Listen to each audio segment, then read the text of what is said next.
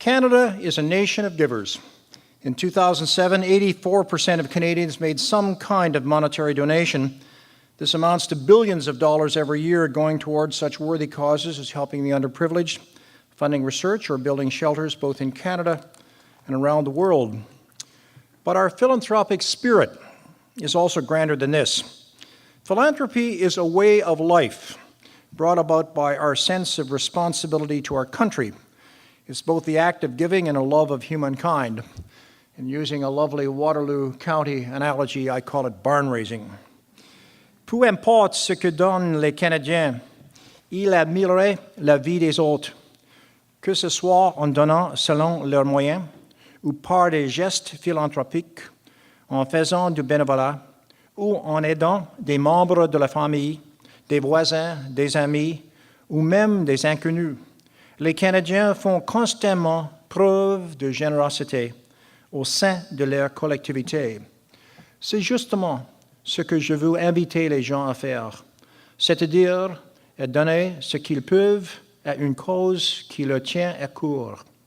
Et célébrons tous ceux qui apportent une contribution sous quelque forme que ce soit, car ils comprennent vraiment l'esprit philanthropique de notre pays. Comme on le sait, il se passe des choses extraordinaires quand les gens unissent leurs efforts. And so that's why today I'd like to speak on how important collaboration is to philanthropy and to our very society. Throughout our history, we can see examples of how vital collaboration is, dating back to when Samuel de Champlain and his crew landed in Canada. In fact, they would not have survived the first year without the help of the Aboriginal population. It's a book published within the last year by a Pulitzer Prize-winning writer called Champlain's Dream, in which he explained Champlain is a much misunderstood individual. In my English-Canadian history, I always thought of Champlain as a great French soldier, conquistador, opened up empire, planted the flag, away he went.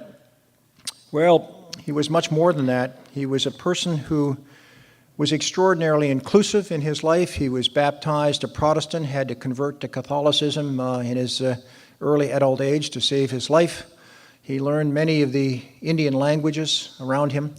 In fact, he made friends with all of the Indian tribes save the Iroquois, and for a short period of time he made friends with them as well, but because they were the enemies of all the other Indian tribes, that didn't stick.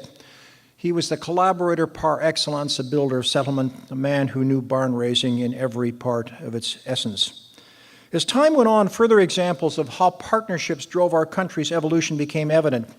Louis Hippolyte Lafontaine, a Francophone, and Robert Baldwin, an Anglophone, represented another great partnership that united Canada in the 1800s.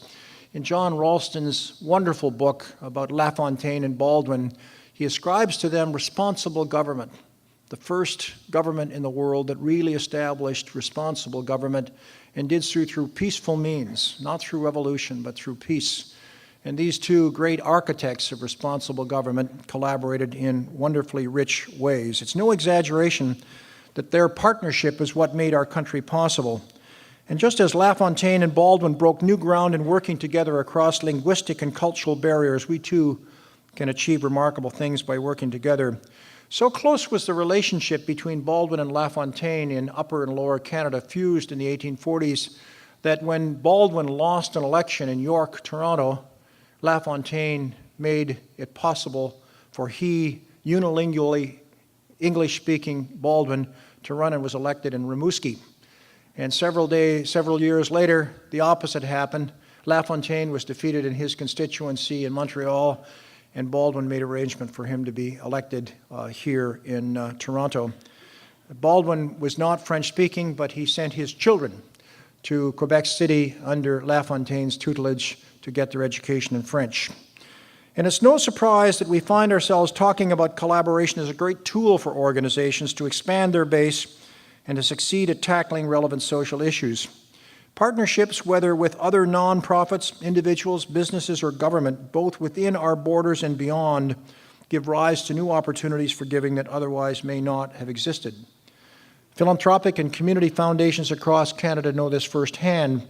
And as we navigate these stormy seas of the next 5 to 10 years with the deficit burden that governments in the industrialized countries have, we will increasingly be looking for partnerships between the public and private sector, between governments and the third sector.